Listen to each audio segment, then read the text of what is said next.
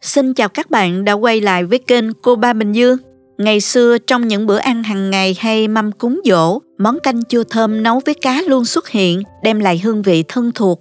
Hôm nay mình sẽ cùng các bạn nấu lại món canh chua mà má mình thường làm cho cả nhà. Món canh đơn giản mà ai cũng yêu thích.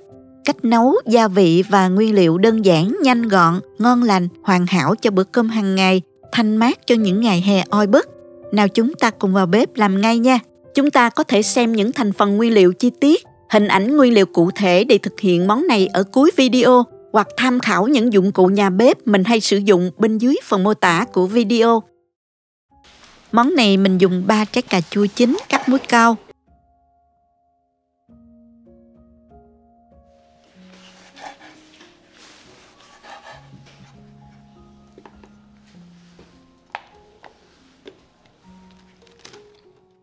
Thêm 1 trái cà nữa mình cắt ra và băm nhỏ nha. Dùng thêm nửa trái thơm, xắt dọc theo chiều dài của trái thơm, xắt thành từng miếng như thế này, không mỏng quá cũng không quá dày nha các bạn.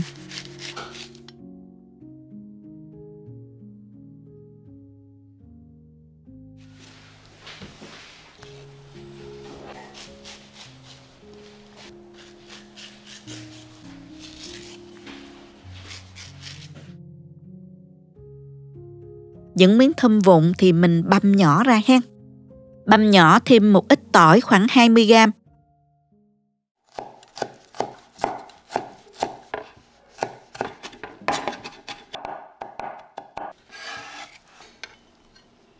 Cắt xéo khoảng 2-3 trái ớt.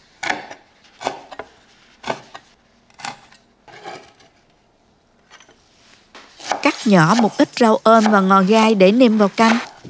Như vậy là bước sơ chế đã xong. Bây giờ mình đi nấu canh nha. Cho dầu vào chảo nhiều một chút để mình phi tỏi nha các bạn. Dầu nóng thì mình cho tỏi vào phi lên. Đến khi tỏi vàng thơm, cho tỏi ra rây cho ráo dầu. Phần tỏi này mình sẽ cho vào sau cùng khi nấu xong. Cho khoảng 2 muỗng canh dầu tỏi phi vào chảo. Rồi mình cho cá vào chiên. Chiên sơ cho cá săn 2 mặt là được, không chiên chín nha các bạn.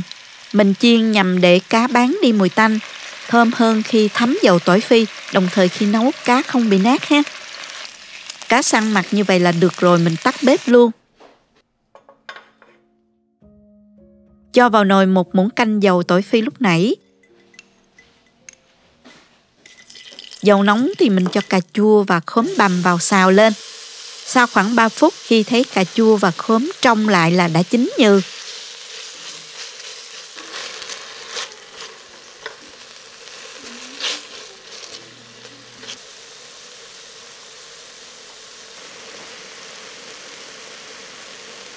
Lúc này mình cho vào 1,2 lít nước.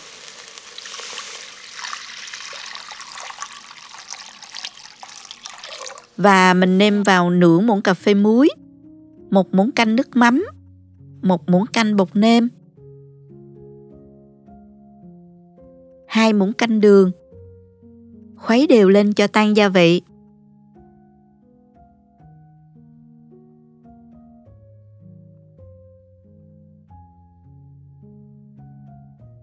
Tiếp tục cho cá vào.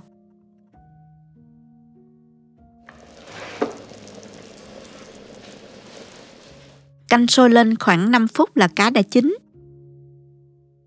Lúc này các bạn có thể nếm thử và điều chỉnh lại theo khẩu vị gia đình ha.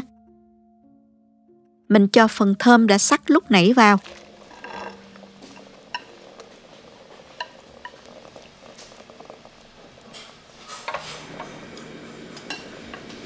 Chờ cho canh sôi trở lại thì mình cho cà chua vào sau cùng.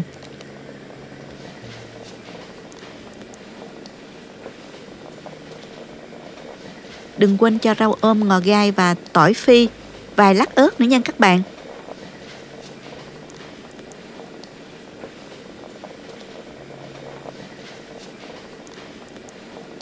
Tắt bếp và cho vào nửa muỗng canh nước mắm cho dậy mùi thơm nè.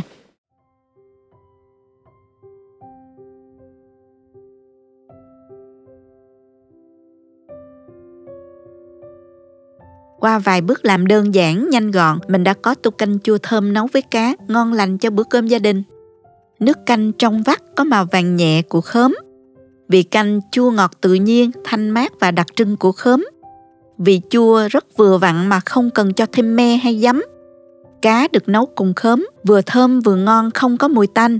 Thịt cá chắc ngọt mà không bị vỡ, vẫn còn nguyên khứa, thật hấp dẫn phải không các bạn? Mình có thể chấm thêm nước mắm ớt để tăng thêm phần đậm đà. Khóm và cà chua vẫn giữ được độ giòn, ăn rất thích. Ăn lại món canh chua khóm này, mình nhớ về những bữa cơm ngày xưa của má. Chúc các bạn có bữa cơm ngon cùng gia đình thân yêu. Cảm ơn các bạn đã theo dõi video. Nếu thích cách mình chia sẻ, nhớ gửi cho bạn bè cùng xem, bấm like và đăng ký kênh để xem nhiều món ăn mới của mình. Nếu thấy video thực sự hữu ích, bạn có thể gửi tặng ekip thực hiện một ly cà phê bằng nút Super Thanks hình trái tim ngay bên dưới video. Các bạn cũng có thể truy cập website cobabình dương.com để xem công thức nấu ăn dưới dạng bài viết. Chào tạm biệt và hẹn gặp lại các bạn trong video kỳ tới nha!